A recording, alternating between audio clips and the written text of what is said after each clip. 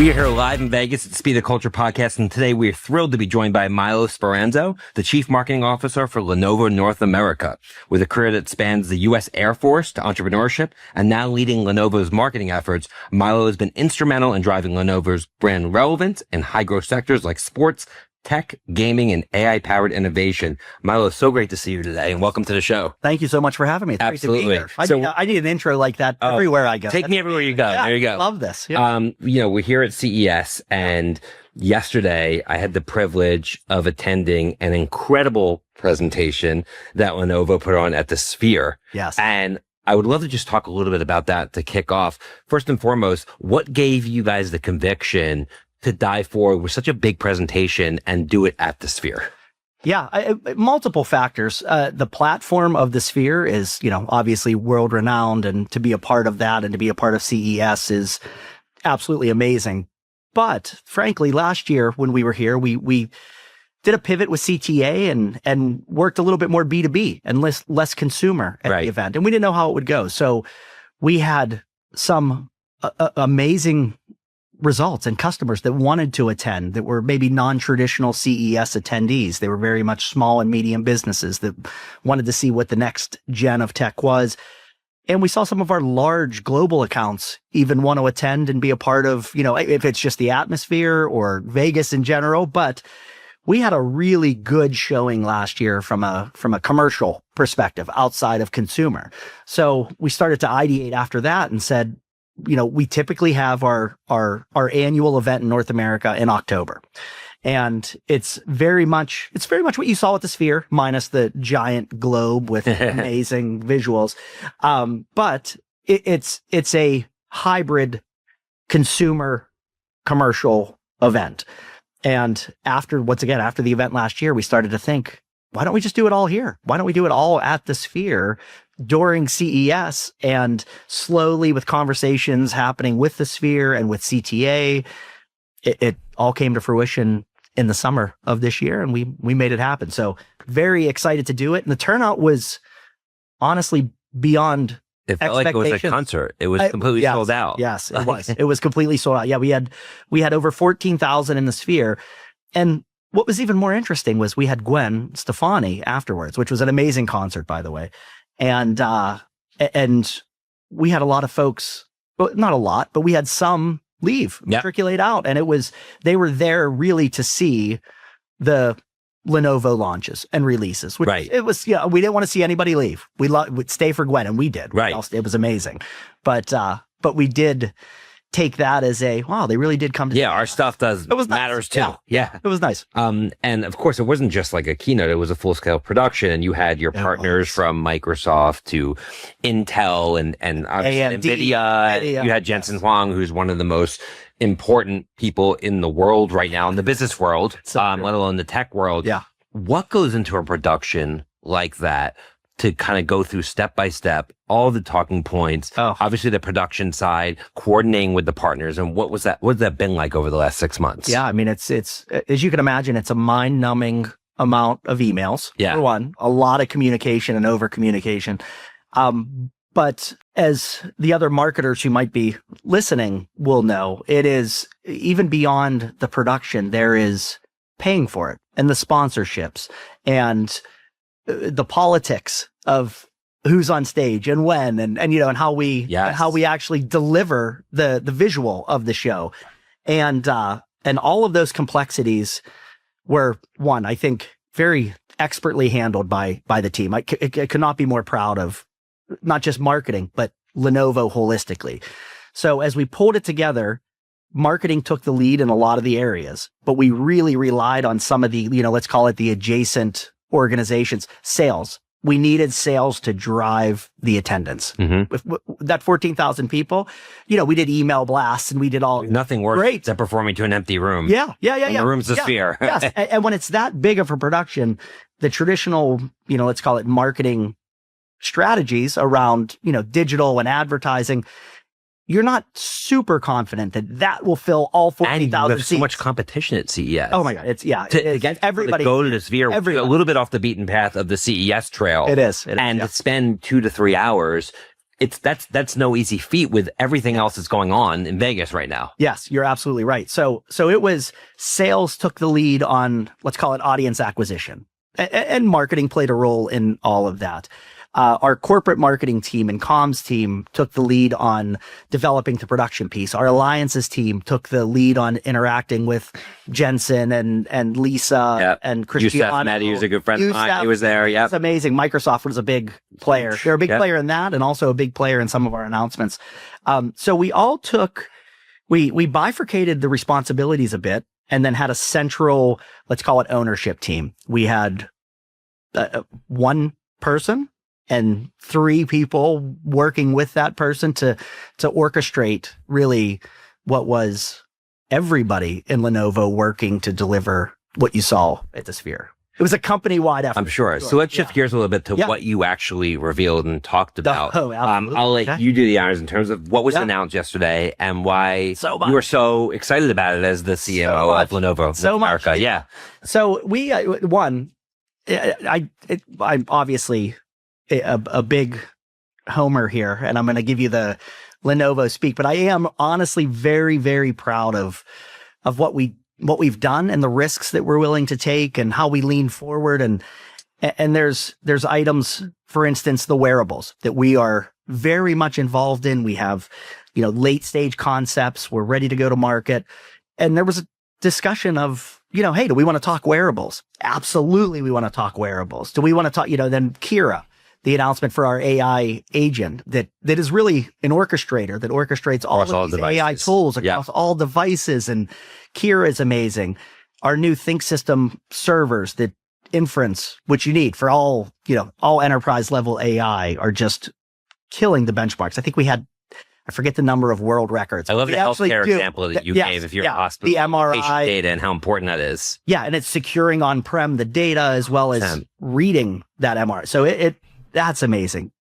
All the way to Moto, where you got the Fold, the new Razer Fold, which is personally, I think the most elegant, sleekest designs that we've delivered via the Moto line in a long time. So it's exciting. I think what's the most exciting is we're the only ones that are actually delivering that end-to-end. Yeah, there are other companies in your space that have ecosystems. Sure. That we don't need to mention, but that have not done it yet. No desire to do it. Right. Yeah. And that's that risk taking. And it's almost adventure. Is adventurism even a word? I don't know. Is that? It is now. If it's not, let's. That should be your new, I like tagline for 2026. Yeah, Lenovo, adventurism. So with the R&D and the resources we have, there is nothing stopping us from making those leaps. And also what we already have in house. So we have obviously Pocket. Everybody says Pocket to cloud. That's a thing these days. So the marketers that are listening will know, they've heard the word Pocket to cloud. Realistically, nobody has phones, wearables, PCs, servers, storage, all in one portfolio.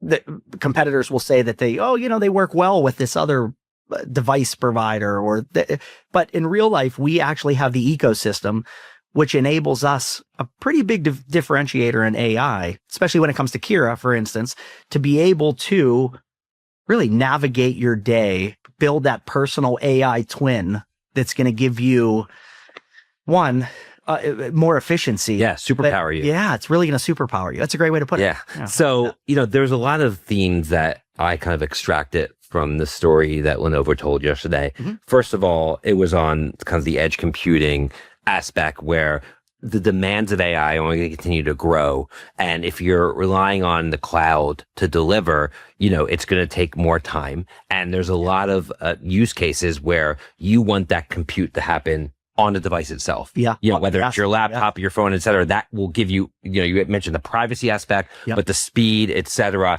Do you see that kind of driving a completely new buying cycle for the hardware that you guys sell?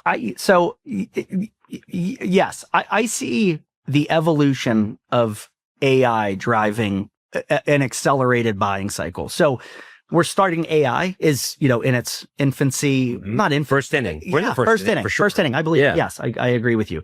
And Jensen explained it really well yesterday as far as how it's a platform. It's the new platform.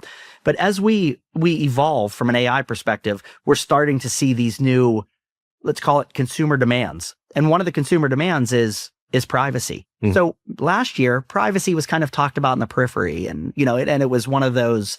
Yeah, and the environment is another one, right? Which is really coming to the forefront. It's becoming mandatory now. Whereas, so we're allowing AI to be done at the edge, at the PC, without even being connected to the internet, right? And we think that's going to be a demand. I agree. Even I was on a flight out here to Vegas and the Wi-Fi was choppy. I was saying, I just wish I had an LLM that could run locally on my device. That's it. So we've pivoted to our customer demand and what they have told us they want now and what they want in the near, and then far future. But one of those non-negotiables is certainly privacy. And you heard that in our we might have said it too much, but you heard it in our presentation last night where it was with your permission. Yeah. We said it a lot because everyone's thinking about that. And they really, because we're almost in a dystopian world right now where this technology is so powerful and everyone's always thinking like, well, what's the downsides of it?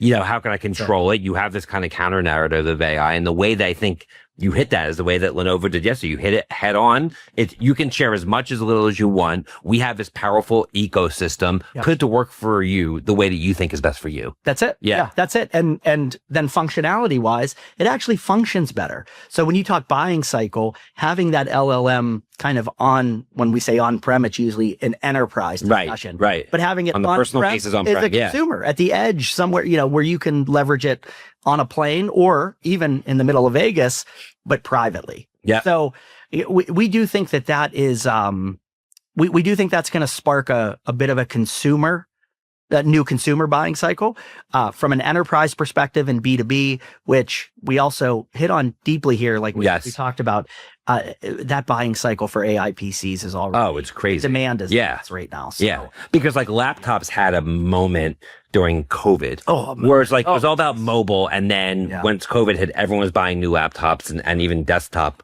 devices and cameras, everything. Huge boom. Everyone was coming in. And then it kind of went away as the pandemic kind of whittled down. And now you see this other boom coming where you probably do want to upgrade your device if you want to take advantage of this technology in the best possible way. That's it. And if you look at the install base of what was sold during COVID, the majority are not, obviously, I don't think any of them during COVID are AI PCs. Right. Or capable of really leveraging the LLMs and all these new tools. Like, Canva, everything that's coming out that's just amazing. Sora. And so having that is going to be, I want to say almost a necessity, even on the consumer side, to interact with maybe the games that are coming out, in the gaming environment and the R&D perspective. We see a lot of architectural and engineering firms. They cannot buy anything but an AI PC now because they're drafting and what they're using in their own in-house AI. Rendering. Rendering. It's so demanding. So, and that's a flow that we've seen forever. The highly technical B2B, the highly technical consumer, the engineers, they tip of the sphere, and then it leaks into everything else. So we're seeing that rapidly get adopted this year. So we do think that great refresh cycle is happening, and AI PC is definitely the anchor. Yeah, there was a device that was also shown on stage that was a pendant. Yeah, the pendant you can wear that will be way more fashionable. Right. Yes, that's but I understand it was in that early prototype phase. Let's talk about that because that's a big consumer shift. I've played around with some of the existing ones that are in the marketplace, and I remember being at a dinner with a CNBC reporter, and I told her about it. I'm like, but it's not on, and she was like, is this like, am I being recorded right now? And there's like the trade-off with AI, and I get it all the time once after I talk about AI on stage, is because I talk about a health bot that I built where I took 25 years of personal health information, loaded into a model, and it helps me make health decisions. Oh, that's awesome. And one of the questions I love that. Yeah, it's cool. But one of the questions I always get is, aren't you worried about just all the privacy implications? And my answer is always the same. I'd rather not drop dead on stage and risk that ChatGPT knows my cholesterol score. Yeah. Like, in other words, like Yes, it's a trade-off. Yeah. And we make trade-offs on social media. People post pictures of their family on vacation. Maybe their house will get robbed, but like to them, they feel safe, and it's a trade-off, and they want to show people the life that they're having in their kids. Everything in use of technology is a trade-off. In the case of the device the pendant that you're wearing, how do you think that trade-off is going to play off with the consumer? Because I see the benefit of capturing everything, and I'm probably going to be the first one to adopt it. I know. But a lot of people might be freaked out about it. People around you, not people wearing it. Exactly. People that you interact Especially with. with a camera on it, too. Yeah, we're very, very sensitive. Yeah. And you know, at the beginning, when you start to go into the R&D process, you say, well, everybody's carrying a camera anyways. All we're doing is just holding it up so it could see the thing. But it's on at all times. That's the difference. Right. So then that always on function, and then the listening, and then whatever other capabilities that end up growing into these, we have to be very, very sensitive, not just with the user privacy, but with the privacy of you know, holistically what you're capturing. Right. Like if it's on, there should be ideally a light that's showing it's on. Yeah. And if it's off, somebody could use it and not. Which there is. But I think that's, you know, that's kind of table stakes. We have a committee at Lenovo that focuses on privacy and consumer advocacy. And so internally we look at it, but then, you know, you don't want to write your own report cards. Right. So externally, we bring in external companies, either governmental agencies or just third parties that come in and give us hey, so we have a risk with, not a risk, but we looked at homes on Zillow now, or whatever the app is, Google Earth, I don't know. You can zoom in and see a house. Well, now you can opt out and your house I read that. Blurred. Right. So you can't see your house. We need to cross-reference all those, and we are cross-referencing all those privacy capabilities and say, hey, listen, if let's leverage what's already out there. If Google Earth is not allowing these houses, then we need to, on our wearables, make sure that is excluded. You know, so we have which is honestly, the tech is there. Yeah. 1,000%. We have the tech for it. We have fancy versions. We have ones that, you know, designers can make. But the reason it's not mass production is because we have to make sure it's early ready. days. We don't know. Yeah, it has to be ready. I mean, the question is consumption. Like younger consumers. Look at Gen Alpha. Everybody. I don't know that they're even going to care. That's my point. I know. They're just or even Gen Z. Yeah. I mean, and I'm not saying that's good. Generation. And that's not. And I don't know that that's great. What is good or bad anyway? I know. There's some people that thought electricity wasn't good when it was invented. It's like every time there's evolution, there's people who kind of want to harken back to the way it was. Yeah. But the reality is there could be tremendous benefit of capturing anything. You're creating a second brain that can remember and it could advance humanity. Yeah. It could allow us to focus on what's really important. You don't need to take notes anymore. You don't need to, it's all kind of done for you. Yeah. And it really, that personal AI twin is really the beachhead into what AI will be in your life. So you'll have robotics. I mean, we've seen at CES, robotics everywhere, right? Ridiculous. Yeah. So, you know, you're going to have LG just released the robot that I watched it yesterday, fold close. Very slow. I gotta go. Very slow, but I loved it. Like they're going to speed that up. That's good because I hate folding clothes. I hate it. I got to pick that one of those up. But your personal, that AI twin is going to be the interface between, hey, we know that you need this for this meeting that you have tomorrow. Right. It's going to orchestrate daily chores and life, but then also the enterprise AI twin. When you go to work, if your enterprise or your work is enabled with AI, it's also going to help you when you walk in the door and you're a quality inspector and the robot dog has found 19 different, you know, potential issues throughout the night. Your AI twin is going to interact with the enterprise AI, which is what we call hybrid AI. And it's going to say, hey, here's what you need to do immediately this morning. So there is no checking emails and you have a leak on pump 4. You need to go. Yeah, that's your first priority today. And so harmonizing that AI is going to be, I think, the next wave. And a lot of it's agentic. You know, we hear the word agentic a lot. And that's what it's often misused, agents. But in this case, it really is an agent. Often misused. Often generative AI. It's another one. Often misused. A lot of it's just predictive right now. But that orchestration between the agents is going to be just absolutely, whoever does that wins. Yeah. Whoever can do that the best. And we think that's what Kira Yeah. That's what that's and where- of course, that's if you over couple in like the wearables and you're getting here. data on your body, you can really paint a whole picture of your life's dashboard, what's important to you, what this AI agent is seeing and hearing. And I love the device integration. I mean, we've seen companies really take advantage of having that last mile, meaning like when you have the physical device in a consumer's home or in a consumer's hand. What's starting to happen with companies like Lenovo and others in the category is you used to just sell components, low margin components. And now you're really a data company, right? And these components are really just a conduit to collect data, use the power of AI to make consumers' lives easier, which I would imagine makes your job as a marketer and a CMO completely different than what it would have been 5 years ago if you were CMO of Lenovo. Completely different. And you're right. It all stems from data. So I don't know when it was, maybe 4 or 5 years ago, 6, 7, who knows at this point, all these years run together. Yeah. But there was a lot of discussion around the most valuable commodity in the world is data. And everybody said it, and it was a big thing, but nobody could actually figure out how now. They would say data is the new oil. The new oil, that's it. Yeah, data is the new oil. It's more valuable than water. Well, there's a lot of companies that there's distributors that have infinite amounts of data. Now, all of a sudden, that data is actually becoming valuable and useful. So in a personalized way, it's almost like it's almost like cryptocurrency. Like it's kind of in the ether, and then all of a sudden, now you can use it for things. Right. And that's so that's really the pivot that we're seeing.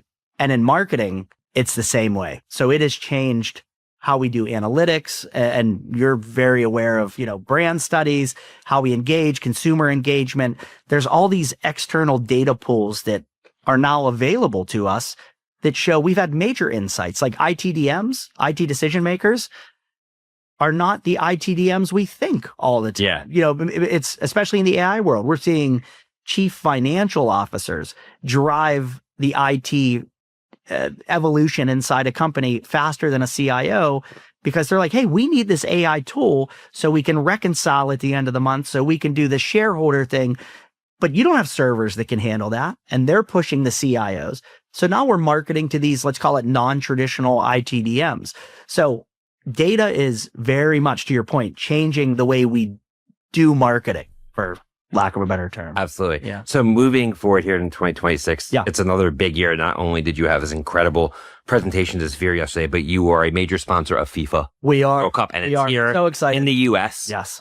It'll probably be one of the largest sporting events ever. It better be. Let's talk about why the FIFA World Cup is important to Lenovo and what are some of your plans to activate it. I did love one concept, I need to say, where you have, and I think I interpret this the right way. You have cameras on the refs on the field, and if you have a Lenovo device, you can see the feed. Yes. We had Tim Ellis, the CMO of the National Football League, on the podcast previously, and I actually brought up that exact idea to him. That referees on the field, that even the helmets on the NFL should have cameras in them. And here you guys are doing it, which is an amazing idea. I just had to tell you. Well, thank you. So it's there has been, and I don't know if you remember, years ago, I forget the American football sport. It was the USFL or maybe arena football. It was they attempted to do the cameras in the ref's hat and the cameras in but it never. You couldn't do it. You couldn't stabilize. It wasn't ready yet. It wasn't right. And then pre 5G. Exactly. Right. Yeah. And then a couple of years ago, they said, okay, connectivity is there.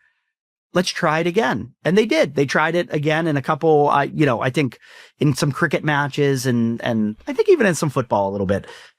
It still wasn't ready. Now with FIFA and using AI stabilization, it's all the broadcast center will own that feed from the refs, and fully powered by Lenovo's AI.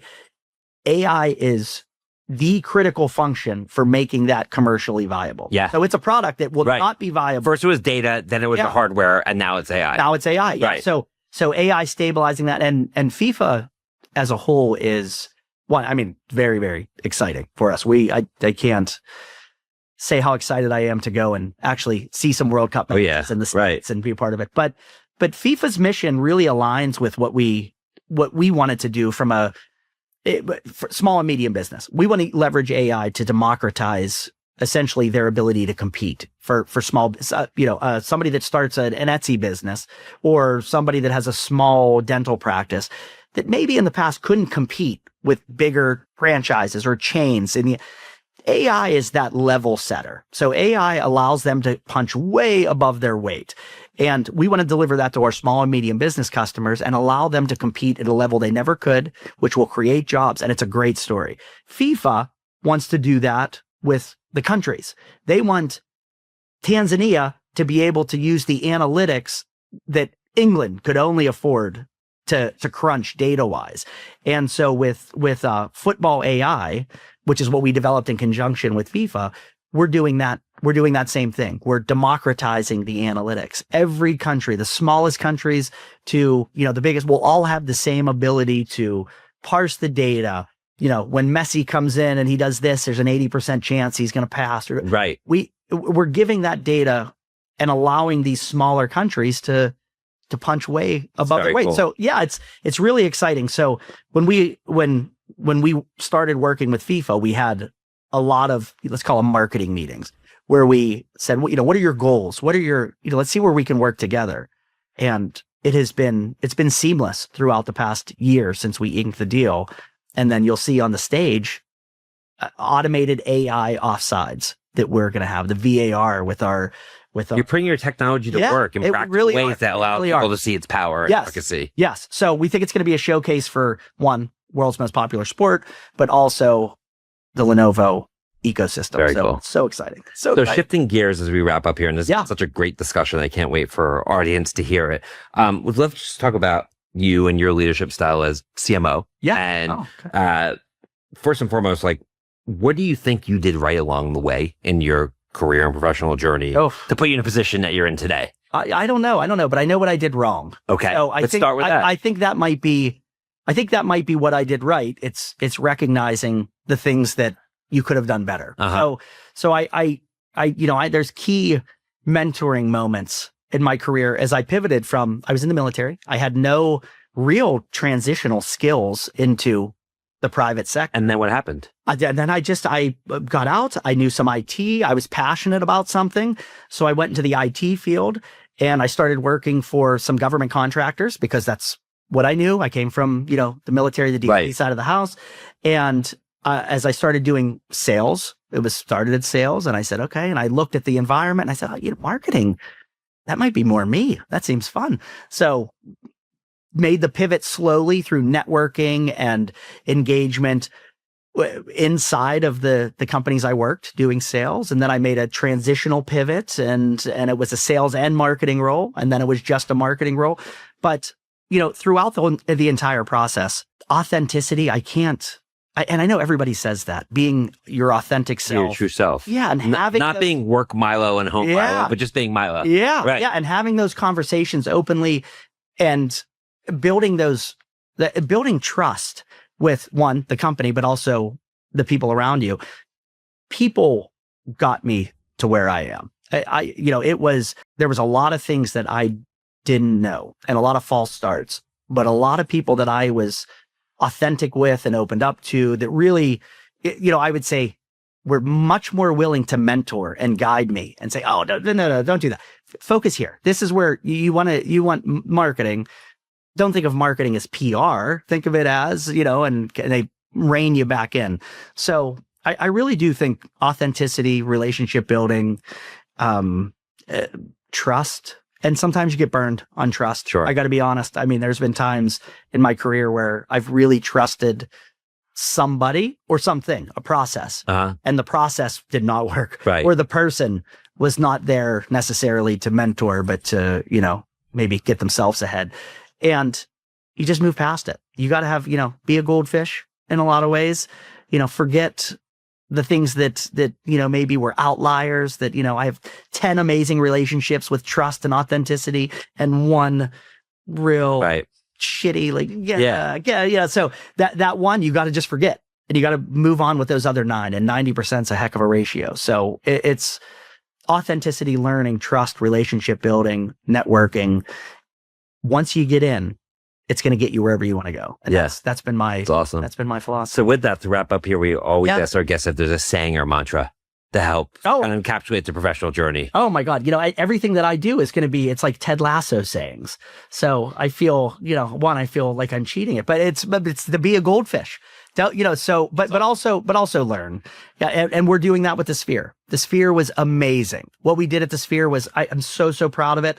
There's 10 things that I want to fix for the next Sphere, event. So don't rest on your laurels, focus, double down, do it better next time, but also be a goldfish. Forget about that outlier. Fail fast and be a goldfish. That's what I'll say. I'll combine two. You heard it here from Milo, everyone. Be a goldfish in 2026. That's it. Focus on the positives. And I just want to thank you for a great talk. And I know you're really busy here this week, and it was really inspiring being at the event yesterday, and wishing you nothing but success and hat tricks at the FIFA World Cup. I love it. 2026. Love it. Thank you so much. On behalf of Suzy and we team, thanks again to Milo Speranzo, the Chief Marketing Officer for Lenovo North America, for joining us here live at CES. Be sure to subscribe, rate, and review the Speed of Culture podcast on your favorite podcast platform. Till next time, see you soon, everyone. Take care. Bye-bye. The Speed of Culture is brought to you by Suzy as part of the Adweek Podcast Network and Acast Creator Network. You can listen and subscribe to all Adweek's podcasts by visiting adweek.com/podcasts. To find out more about Suzy, head to Suzy.com. And make sure to search for The Speed of Culture in Apple Podcasts, Spotify, or anywhere else podcasts are found. Click follow so you don't miss out on any future episodes. On behalf of the team here at Suzy, thanks for listening.